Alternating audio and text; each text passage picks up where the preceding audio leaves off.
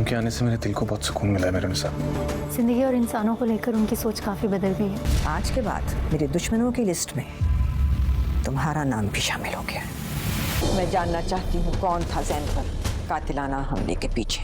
तुम फिक्र मत करो, मैं अच्छी तरह जानता हूँ कि समन को उसके मकसद से कैसे हटाना। ड्रामा सीरियल इक़्तिदार की नेक्स्ट एपिसोड बहुत ही ज़्यादा इंटरेस्टिंग होने वाली है। आने वाली एपिसोड में आप देखेंगे कि समन शाह वापस आ चुकी है और इस बार वो बड़े जोश और जज्बे के साथ पाकिस्तान में वापस आई है।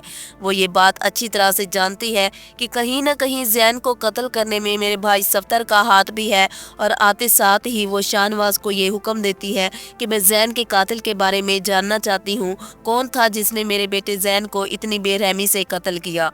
अभी तक वो अपने बेटे की मौत को नहीं भूल पाई और शाहनवाज को काफ़ी सुकून मिल रहा होता है कि मेरी मोम वापस आ चुकी है और मेरी थोड़ी सी परेशानी कम हो गई है।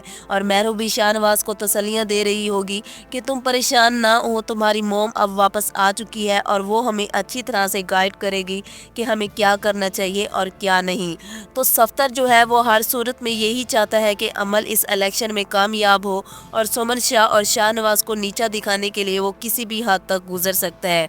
इस बारे में वो अमल से बात करता है और उसको कहता है कि तुम्हें किसी भी बात से परेशान होने या घबराने की ज़रूरत नहीं है।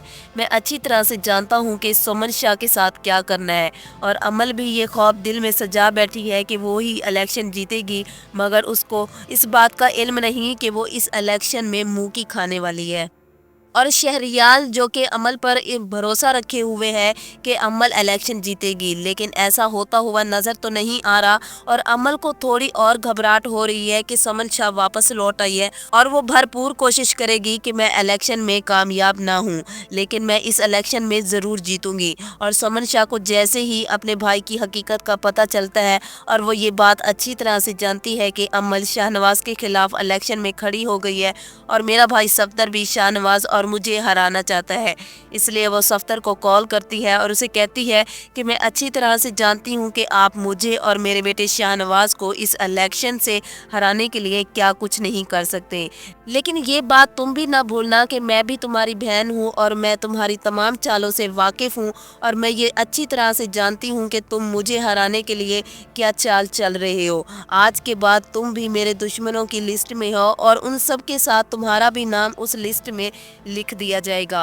और अब तो मुझे शक हो रहा है कि जैन को कत्ल करवाने के पीछे भी तुम्हारा हाथ है।